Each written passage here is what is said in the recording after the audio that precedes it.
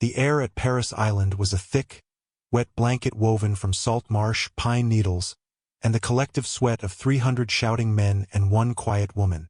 Recruit Anya Sharma stood at parade rest, her spine a steel rod, her gaze fixed on the cracked asphalt of the parade deck. Around her, Platoon 3041 moved like a single, clumsy organism, flinching at the roar of their drill instructor. "You are slow, Sharma. Are you enjoying the scenery? Did you come here for a vacation?" Gunnery Sergeant Rourke's voice was a saw blade cutting through the humid morning. He stopped inches from her face, his flat-brimmed campaign cover casting a hard shadow over her eyes. His breath smelled of bitter coffee and pure, unadulterated rage. She didn't flinch. She didn't blink. "No, Gunnery Sergeant," her voice was level calm, a still pond in the hurricane of his shouting. This infuriated him more than tears or terror ever could. He saw a woman in her late 20s, older than the fresh-faced boys whose chins were still soft with youth. He saw a recruit who was always a half-step behind in formation drills, whose movements on the obstacle course were economical rather than explosive, and who possessed an unnerving, analytical stillness that he mistook for apathy. He saw weakness. "Look at me when I am addressing you, maggot," he bellowed, though her eyes had never left his. "Yes, Gunnery Sergeant." From 2 ranks back, Recruit Miller smirked. He was a broad-shouldered corporal who'd washed out of Army Ranger School and carried his failure like a shield of arrogance. He'd nicknamed Sharma the librarian on day 1. The name stuck. She was always observing, always processing, her expression unreadable. She never wasted emotion, never spoke unless required. To Miller and the others, who equated noise with effort and sweat with progress, her quiet efficiency was an insult. "Hey, librarian," Miller muttered later, as they field-stripped their M16A4 rifles on worn blankets. "Try to keep up at the range today. We don't want you shooting one of us by accident." A few nearby recruits snickered. Sharma didn't look up from her weapon. The upper receiver separated from the lower with a clean, practiced click. Her hands moved with a fluid economy that was hypnotic to watch, yet no one paid it any mind. They saw only her silence. They saw a woman who didn't belong. The bolt carrier group slid out, followed by the charging handle. Each piece was laid on the blanket in a precise, ordered line. Garcia, a wiry recruit from East LA, watched from the next blanket over. She didn't laugh with the others. She'd seen Sharma on the conditioning hikes. While Miller and the other big men huffed and puffed, their faces beat red under the weight of their packs, Sharma just kept moving. Her breathing was even, her pace metronomic. It wasn't the pace of a sprinter. It was the pace of something that could walk forever without tiring. Garcia had noticed that Sharma's eyes weren't fixed on the ground in front of her. They were always scanning the tree line, the horizon, assessing angles, noting terrain. It was odd. Rourke strode down the line, his boots crunching on the gravel. He stopped at Sharma's blanket. "Still with us, Sharma? You look like you're assembling a child's toy. This is a weapon. It is designed to kill. Do you have what it takes to use it?" Sharma met his gaze. Her hands paused over the trigger assembly. "Yes, Gunnery Sergeant." "We'll see," he grunted, moving on. "We'll see at the range." He had already decided she would fail. She lacked the fire, the aggression he believed was the bedrock of a Marine. He saw a liability, a box ticker in the new, softer core. He couldn't have been more wrong. The dismissal was constant, a low-grade infection in the platoon's ecosystem. During close-quarters combat training, Miller, chosen as her opponent, charged with a theatrical roar. He was bigger, stronger, and powered by a casual misogyny that fueled his aggression. He expected to bowl her over. Sharma didn't brace for impact. She sidestepped, her movement a subtle pivot of the hips, using his own momentum against him. Her hand chopped down not on his neck or face, but on the radial nerve of his forearm. His hand went numb, the rubber training knife clattering to the mat. Before he could process the shock, the sole of her boot connected with the back of his knee. He collapsed in a heap. It was over in 2 seconds.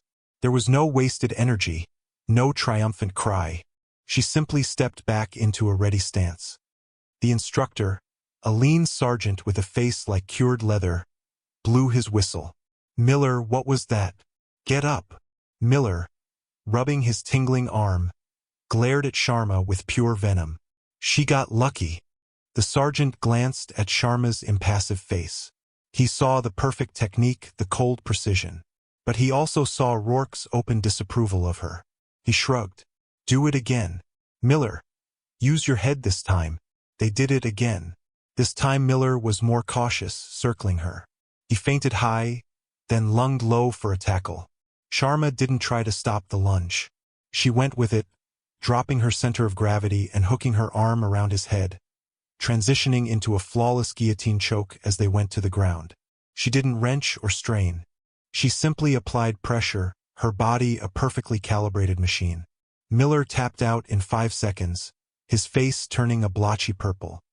Rourke, observing from the side, scowled. "Enough. Sharma, you're done. Go clean the head." He saw 2 lucky moves, not skill.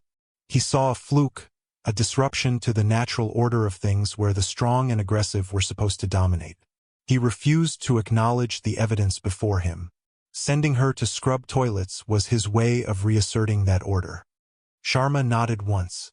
"Yes, gunnery sergeant." She walked away without a backward glance, leaving a fuming Miller and a confused platoon in her wake. The whispers followed her. She was weird, unnatural, cold. The men didn't see a warrior. They saw an anomaly. The other women kept their distance, wary of the target she'd become. The rifle range was where the whispers were supposed to become shouts of derision. It was the great equalizer, the place where talk ended and performance began. Rourke stood behind the firing line, his binoculars trained on the distant targets. "All right, ladies," he sneered, his voice dripping with condescension. "Time to make some noise. Miller, show them how it's done." Miller swaggered to the line, dropped into a practice-prone position, and fired his 10 rounds. The shots were tight, a respectable grouping in the black. He stood up, puffing his chest out. "That's a Marines group, Gunny." "It's adequate, Miller. Don't get cocky," Rourke grunted, though a flicker of approval crossed his face. One by one, the recruits fired. The results were a mix of good, mediocre, and terrible. Then it was Sharma's turn. She moved to the firing line with the same deliberate calm she did everything else. She didn't just drop to the ground. She flowed into her prone position, her body low and stable. She adjusted her sling not as a strap, but as an integral part of a weapon system, creating a solid bone-on-bone connection. She didn't rush her sight picture. Her breathing slowed until it was almost imperceptible. Rourke watched her through his binoculars, waiting for the wild, flinching shots of a novice. The first shot cracked through the air. A pause. The second. Another pause. She fired 10 rounds in just under a minute. Each shot was its own distinct, measured event. When the target was retrieved, a hush fell over the recruits nearby. Rourke snatched it from the rangemaster. He stared at it, his jaw tightening. 10 rounds. All 10 had gone through the same ragged hole in the center of the bullseye, a grouping so tight it looked like a single large-caliber shot. It wasn't just expert marksmanship. It was impossible. It was the kind of group a sniper might achieve from a bench rest with a custom rifle and hand-loaded ammunition, not what a recruit did with a standard-issue, battle-worn M16 from the prone position. Miller peered over his shoulder. "No way. That's a pencil-whipped target. She must have missed the paper with the other 9-inch. Rourke looked from the target to Sharma, who was already clearing her weapon, her expression unchanged. He wanted to believe Miller. He wanted to call it a fluke, a cheat. But he had been a weapons instructor for 6 years. He knew what he was looking at. He just couldn't comprehend it. It didn't fit with the woman he saw, the slow, quiet recruit he had already written off. He crumpled the target in his fist. "It's a lucky group, Sharma. Do it again." She did. The next target came back with another single, ragged hole in the center. Rourke didn't say a word. He walked away, the crumpled paper a lead weight in his hand. He didn't praise her. He didn't acknowledge the feat, he simply ignored it, moving on to the next recruit. But for the first time, a seed of doubt had been planted in the hard soil of his certainty. Behind him, the snickering had stopped. The recruits still kept their distance from Sharma, but their mockery was now tinged with a new, unsettling emotion. A sliver of fear. They didn't understand what they were seeing, and the unknown was more terrifying than the weakness they had imagined. Anya Sharma remained an enigma, a ghost hiding in plain sight, calmly weathering the storm of their contempt as she moved inexorably toward the final test of the crucible. The laughter had died, replaced by a tense, watchful silence.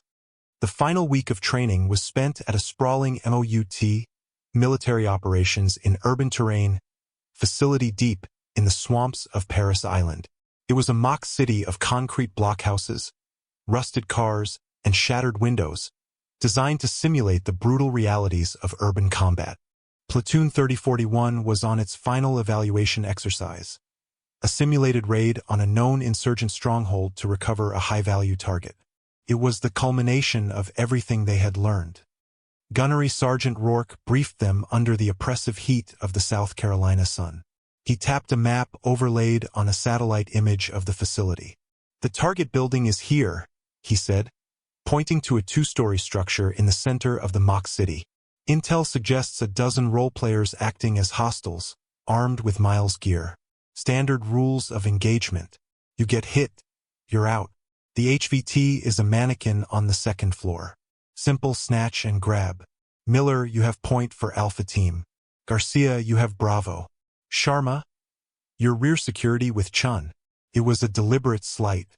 Rear security was the least important role, a position for the liabilities. Chun was a nervous, skinny kid from Ohio who'd barely qualified on the rifle.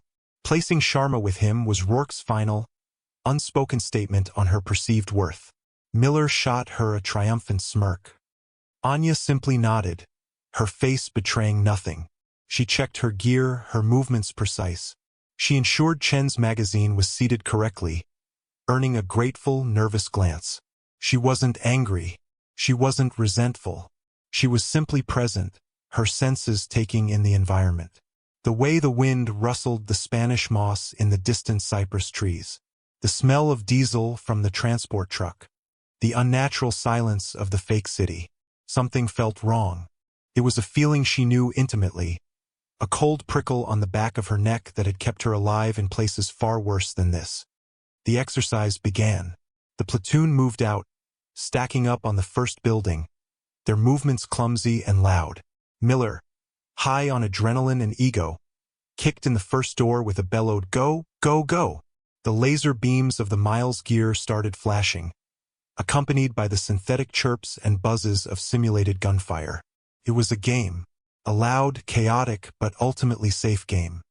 Anya and Chun held back, covering the platoon's rear as instructed. Chun was jumpy, his rifle trembling in his hands.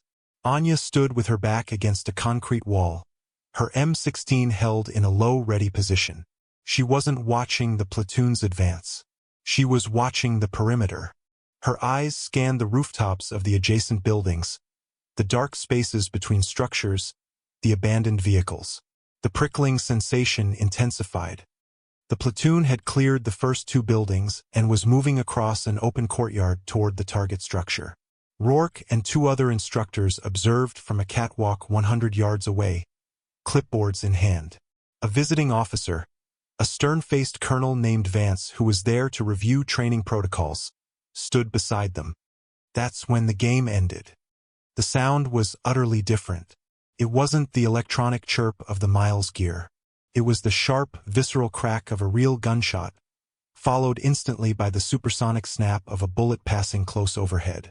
A chip of concrete exploded from the wall above Rourke's head on the catwalk. Everyone froze. For a full second, the recruits, the instructors, everyone was paralyzed by confusion. Was this part of the exercise? A new, unannounced element. Then the second shot came, and the third, a spray of automatic fire, not the controlled bursts of a training scenario, but the wild, indiscriminate roar of live ammunition. One of the instructors on the catwalk screamed and collapsed, a dark stain spreading across his chest. Panic erupted. The recruits in the courtyard scattered like birds, their miles gear useless against real bullets. Miller screamed something incoherent and dove behind a burned-out car. Garcia managed to drag two others into the doorway of a building. It was chaos. Their training had taught them to react to specific stimuli within a controlled environment. This was not controlled. This was real.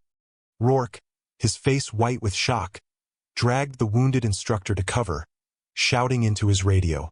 "All stations, this is Gunny Rourke. We have live fire at Emuti Town. We have a man down. I repeat, we are under real-world attack." Colonel Vance was already on his own comms, his voice ice-cold.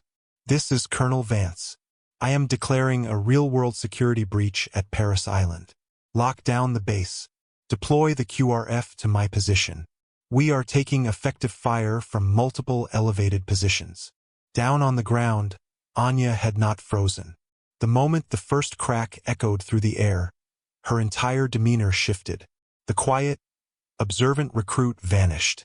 In her place was something else, something honed and lethal.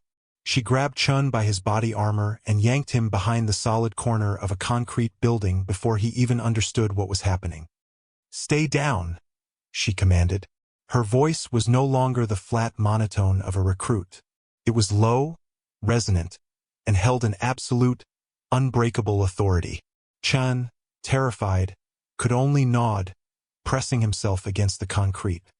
Anya peered around the corner, her eyes taking in the scene in a series of rapid, analytical snapshots. She didn't see chaos. She saw data. Shooters on 2 rooftops, at least 3, maybe 4. Crossfire, pinning the platoon in the open courtyard. The attackers were disciplined. They were using cover. This wasn't random. It was an ambush. She looked at her M16. It was loaded with blanks.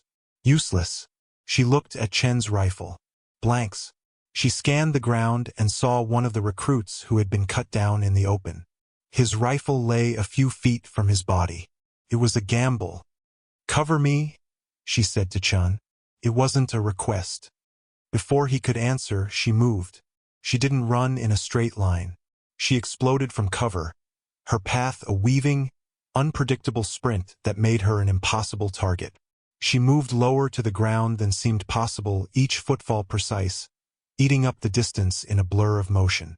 Bullets stitched the ground where she had been a fraction of a second before. She reached the fallen recruit, scooped up his rifle, and slid behind the meager cover of a concrete traffic barrier, all in one fluid motion. She dropped the magazine. It was full of live rounds. The range master must have issued the wrong ammo crate. Fatal mistake. But for her now a lifeline. She slammed the magazine home, chambered around, and clicked the selector switch to semi-auto. Her cheek found the stock of the rifle. Her breathing, which hadn't even hitched during the sprint, slowed. The world narrowed to the front sight post. Rourke, pinned down on the catwalk with the bleeding instructor and Colonel Vance, watched in disbelief. He saw Sharma, the recruit he'd dismissed, the one he'd relegated to the rear, acting with a clarity and purpose that defied the situation. Her first shot was aimed at the rooftop to the left. She wasn't aiming for a person. She was aiming for a loose piece of sheet metal propped against the ledge. The 556mm round struck the metal with a loud clang. The shooter behind it flinched, instinctively ducking his head up for a split second. It was all she needed. Her second shot was instantaneous. The crack of the rifle was sharp, definitive. On the rooftop 200 yards away, the shooter's head snapped back. He crumpled and disappeared from view. One down. There was no celebration, no pause. Her eyes were already shifting, acquiring the next target. A second shooter on the same roof began firing wildly in her direction, rounds kicking up dirt and concrete dust around her barrier. She didn't fire back. She waited. She tracked his muzzle flashes.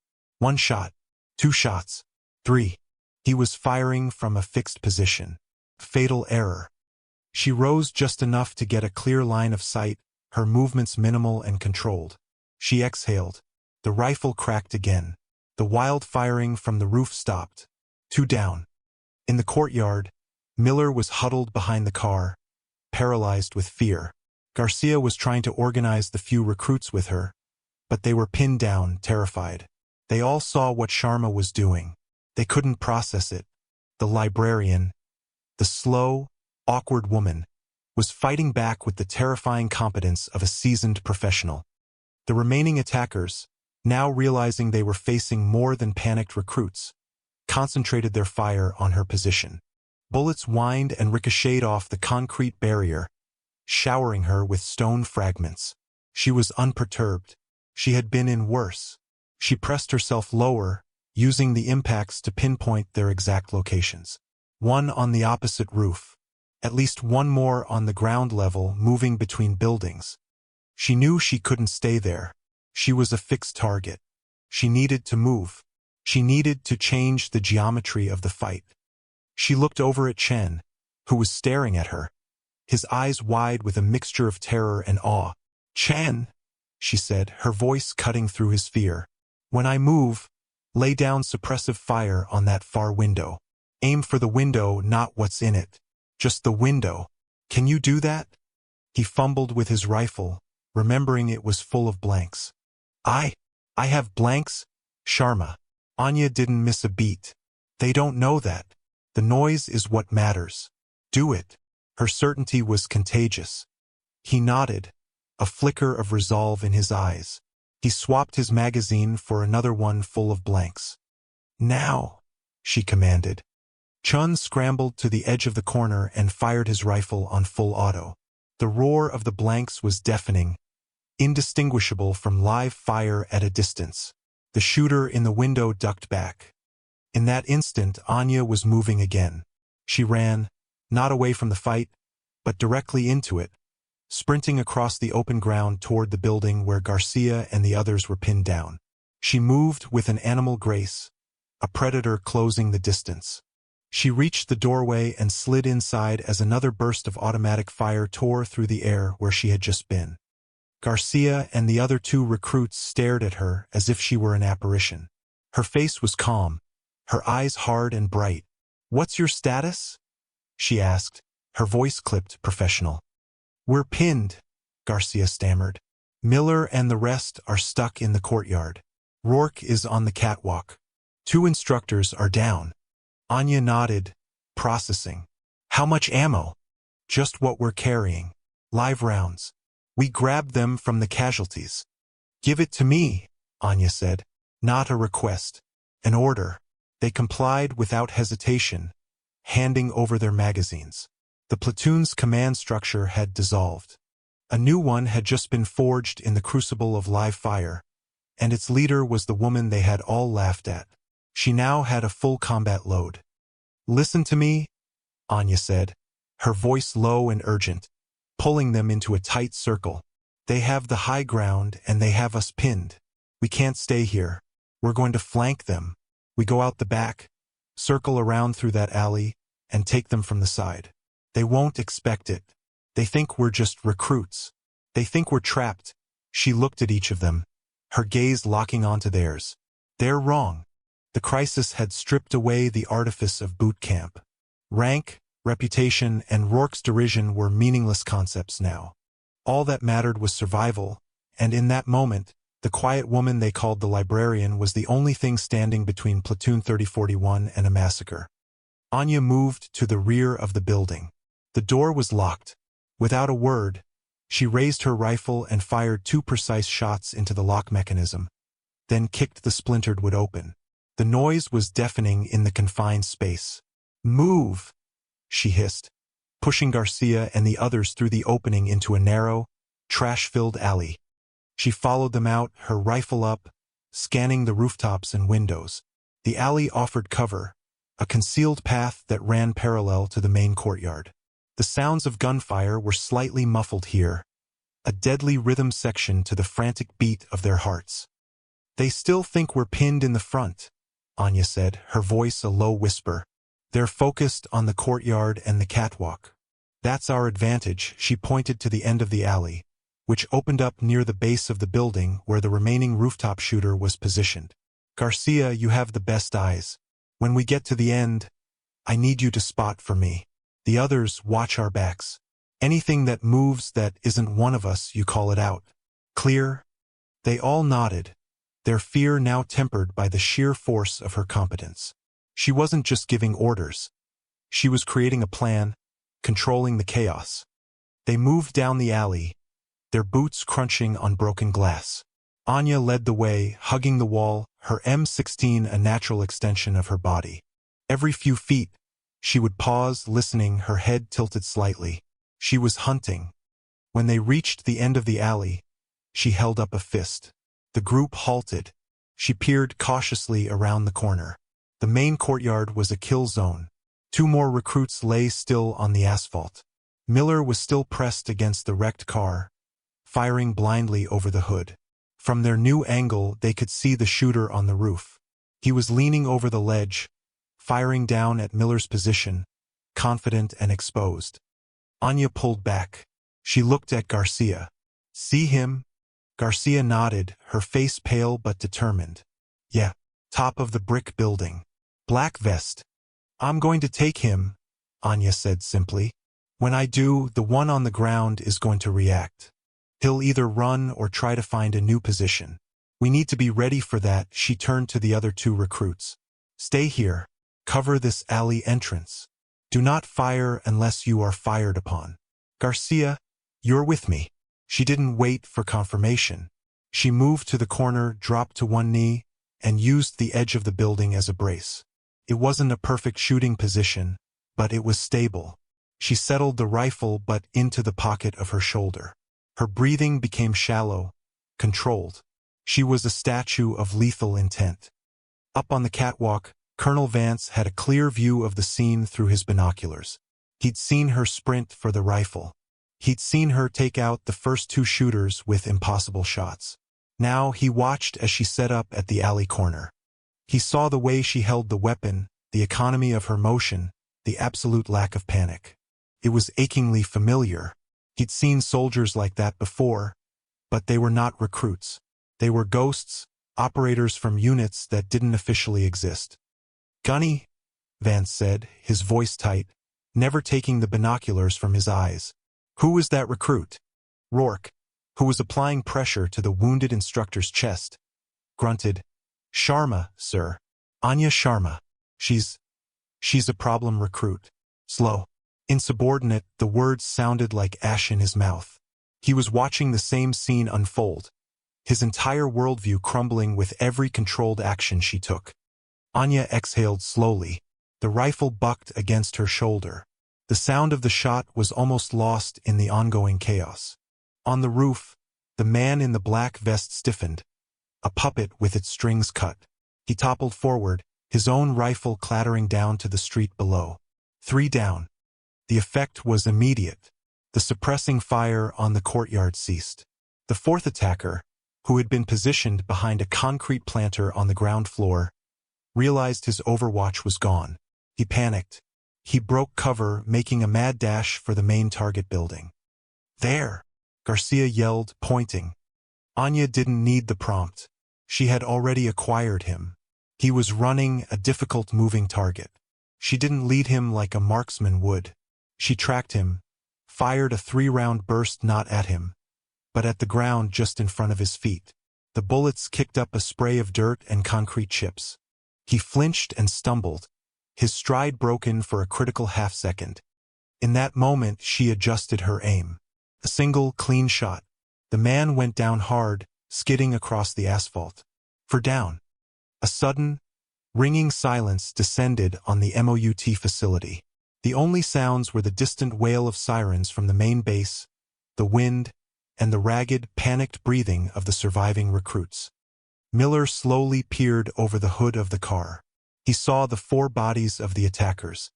He saw Anya standing at the mouth of the alley, rifle at the low ready, calmly scanning the windows and rooftops. It didn't make sense. His mind couldn't bridge the gap between the woman he'd mocked for weeks and the warrior who had just single-handedly ended a lethal, coordinated attack. Anya wasn't finished. She knew there could be more. "Stay in cover," she yelled, her voice carrying across the courtyard. "Sound off, team leaders." It was the voice of command, natural and absolute. Garcia, standing beside her, just stared. Holy Miller status, Anya shouted again. From behind the car, a shaky voice answered. Miller here. We're okay. Pinned down, but okay. Stay there. QRF is inbound, Anya stated. She turned to Garcia. Let's clear this building. We work our way to the catwalk and secure the colonel. Together, they began to move, entering the building from which the last shooter had emerged. Anya took the lead, her rifle up, sweeping each corner, checking every door. Her movements were a violent ballet of angles and speed. She flowed through the rooms, a master of a craft no one knew she possessed. Garcia followed, trying to mimic her own training feeling clumsy and inadequate in comparison. They cleared the building in under a minute. It was empty. They emerged back onto the street and made their way toward the stairs leading up to the catwalk. By the time they reached the top, the first of the quick reaction force vehicles, a Humvee with a mounted machine gun, was screeching into the courtyard. Heavily armed Marines spilled out, establishing a perimeter. The fight was over. Rourke was kneeling beside the wounded instructor, the other lying dead nearby. Colonel Vance stood watching Anya approach, his face a mask of grim recognition. He lowered his binoculars. Anya stopped a few feet away. She didn't salute. She didn't offer a report. She simply stood there, her rifle held safely, her gaze steady. The adrenaline was fading, leaving behind a profound weariness in her eyes. The recruit was gone. The operator remained. Vance walked toward her, his eyes scanning her from head to toe. He wasn't looking at the uniform. He was looking for something else. His eyes stopped on her left wrist, where a small faded tattoo of a stylized black lotus peeked out from under her cuff. It was barely visible, designed to be overlooked. But he knew what it was. He had authorized the missions of the people who wore it. He looked from the tattoo to her face. His voice was quiet, almost a whisper, meant only for her. I thought you were dead. Anya's expression didn't change, but a flicker of something ancient and tired passed through her eyes. Reports were exaggerated, sir.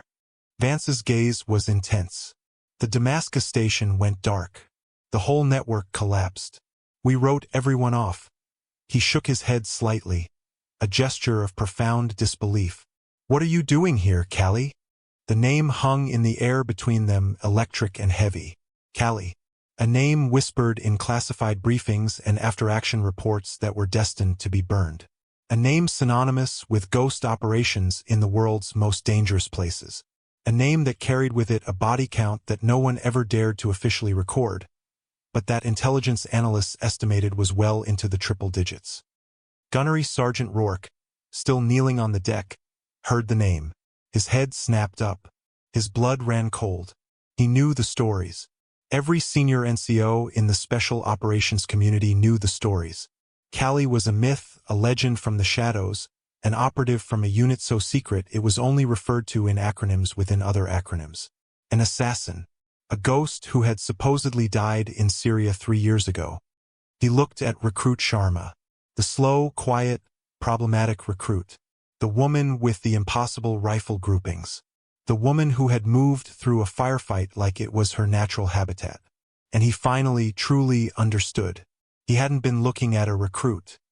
He had been looking at a master of the craft, condescendingly trying to teach her the alphabet. The humiliation was a physical blow. Anya's eyes met the colonel's. I retired, sir. I needed a new life. A quiet 1 inch. A quiet life? Vance gestured to the carnage below. You don't seem to have the knack for it. His tone wasn't accusatory. It was filled with a deep, weary respect. He knew the price of the life she had lived, the impossibility of ever truly leaving it behind. The situation dictated otherwise, Colonel, she said, her voice reverting slightly to the flat tone of the recruit, a shield sliding back into place. Rourke slowly got to his feet. He walked over, his movements stiff. He stopped in front of her, the towering, intimidating drill instructor made small by the revelation. He looked at the dead instructor, then at the terrified but living recruits in the courtyard, and finally at her. He didn't know what to say. Thank you felt laughably inadequate. I'm sorry felt like a disgrace. The QRF commander, a young, eager captain, ran up the stairs. Colonel Vance, sir. The area is secure. We have 4 hostiles down, neutralized. Medevac is on the way for the instructor.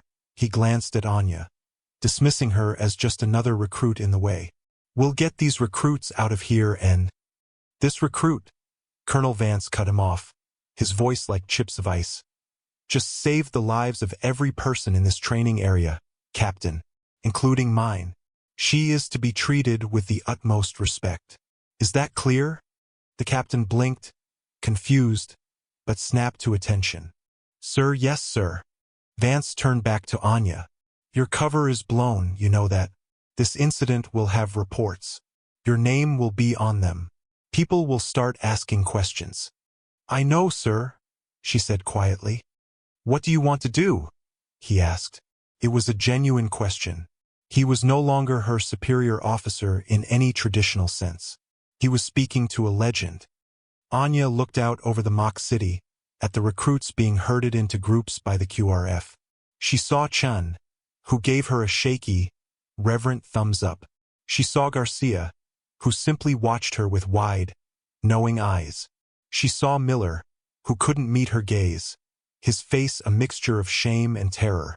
Her quiet life was over before it had even begun. I want to finish my training, sir, she said, her voice firm. I came here to become a Marine. I intend to do that. Vance studied her for a long moment, then a slow, understanding nod. She wasn't looking for a way out. She was looking for a home, for a structure, for a place where the rules were clear and the mission was defined. A place to put the ghost named Callie to rest for good. Very well, he said. He took a step back and, in a gesture that stunned every person on that catwalk, he raised his hand in a slow, formal salute. It wasn't the salute of a colonel to a recruit. It was the salute of one warrior to another. Anya hesitated for only a fraction of a second before returning it, her movements crisp and perfect. Gunnery Sergeant Rourke watched the exchange, his throat tight. He had spent weeks trying to break her, to force her into the mold of a standard Marine recruit. He had failed, but in his failure he had witnessed something he would never forget. He had seen the truth behind the uniform. He took a deep breath, straightened his shoulders, and stood at attention. He didn't salute. That was the colonel's prerogative. Instead, he did something that, for a drill instructor, was even more profound. He stood before her and waited to be addressed. He was ceding authority. He was acknowledging her. The aftermath was a blur of controlled activity. Medics arrived, pronouncing one instructor dead at the scene and airlifting the other. The bodies of the attackers were bagged and removed by grim-faced men in unmarked uniforms who answered to Colonel Vance and no one else. Platoon 3041 was quickly and quietly evacuated from the MOUT facility, sequestered in a separate barracks, and put under a strict gag order. The official story, as it would be told, was that a training exercise had gone tragically wrong due to a live ammo mix-up, and that the enemy role-players were tragically killed in the ensuing confusion. It was a neat, tidy lie that would be buried under mountains of paperwork. For the recruits of 3041, however, there was no lie. There was only the truth of what they had seen. They sat on their racks in the sterile, silent barracks, the usual boisterous energy completely gone. They avoided looking at each other, but they all kept stealing glances at Anya Sharma. She sat on the edge of her bunk, methodically cleaning the M16 she had used. Not the one issued to her with blanks, but the one she had taken from the fallen recruit. The one that had ended the fight. The QRF captain had tried to take it from her for evidence, but a sharp look from Colonel Vance had stopped him in his tracks. It's her weapon, was all the colonel had said. She worked in silence. The bolt carrier group, the firing pin, the extractor, each piece was wiped clean of carbon and grit with a small oil-dampened cloth. Her hands moved with the same fluid, practiced grace they always had, but now the recruits saw it differently. It wasn't the obsessive tidiness of a librarian, it was the sacred ritual of a professional. Miller sat on his bunk across from her, his head in his hands. He hadn't said a word since they returned. He felt the weight of every jeer, every condescending remark he'd ever thrown at her. He had mistaken her control for weakness, her silence for fear. He had postured and preened, playing the part of a warrior, while a real one had walked silently among them. The shame was a physical weight crushing him. Garcia sat a few bunks down, watching Anya. There was no fear in her eyes, only a profound sense of awe. She had been at Anya's side, had seen the calm in the heart of the storm. She understood, better than any of them, that what they had witnessed was not a fluke. It was the unveiling of a truth that had been there all along. Later that evening, Gunnery Sergeant Rourke entered the barracks. His footsteps, usually a thunderous announcement of his arrival, were quiet on the polished concrete floor. The platoon snapped to attention out of pure reflex.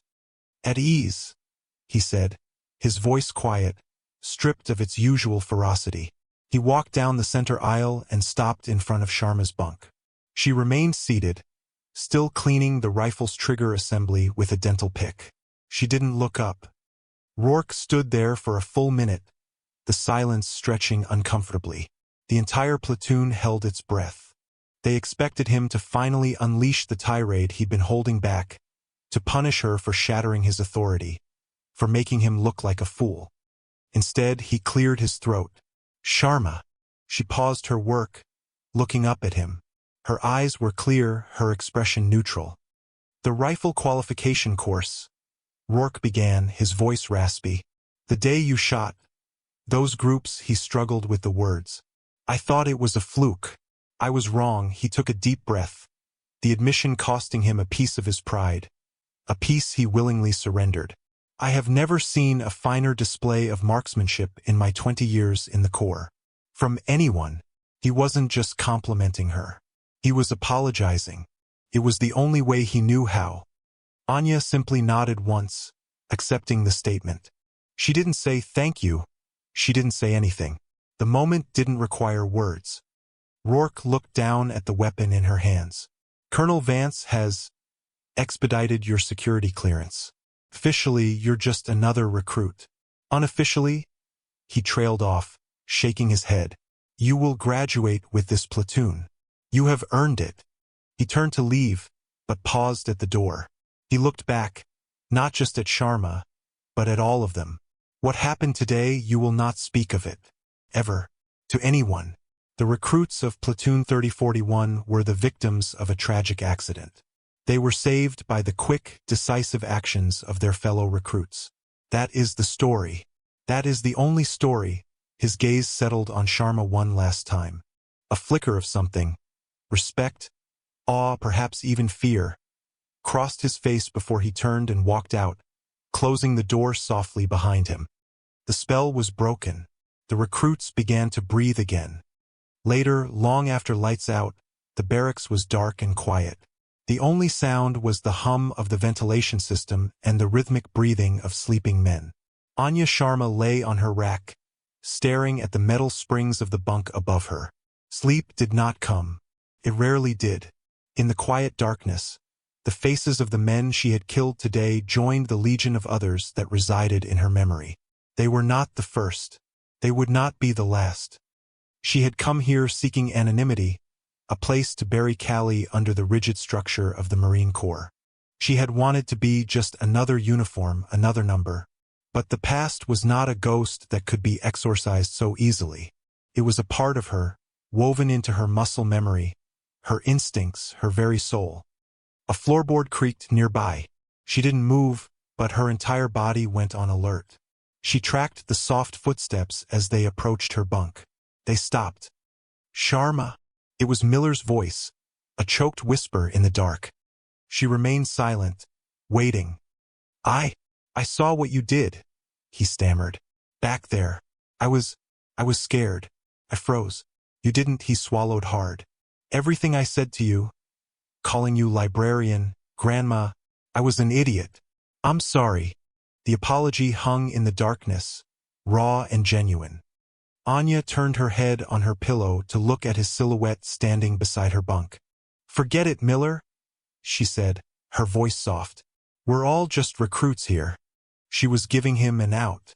A way to reset, to go back to the way things were supposed to be. But they both knew it was impossible. He nodded, though she could barely see it. Yeah. Recruits. He lingered for a moment longer, then retreated back to his bunk. The next morning, as the first pale light of dawn crept through the barracks windows, Platoon 3041 formed up on the parade deck. Gunnery Sergeant Rourke walked down the ranks, his expression hard and unreadable as always. But his inspection was different. When he reached the other recruits, his corrections were sharp, his voice a low growl. When he reached Anya, he paused. He looked at her uniform, her rifle, her posture. It was all perfect, as it always had been. He met her eyes. He gave a single, almost imperceptible nod.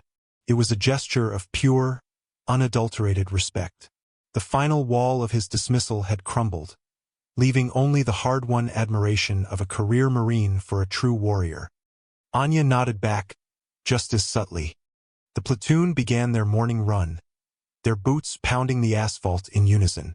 But the rhythm was different now. It was stronger, more unified. They were no longer just a collection of individuals. They were a platoon that had faced death together. And at its center, setting a steady, relentless pace, ran the quiet woman they had once mocked. She wasn't an outsider anymore. She was their silent guardian, their impossible standard, the ghost in their ranks. She was Recruit Sharma, and no one was laughing anymore.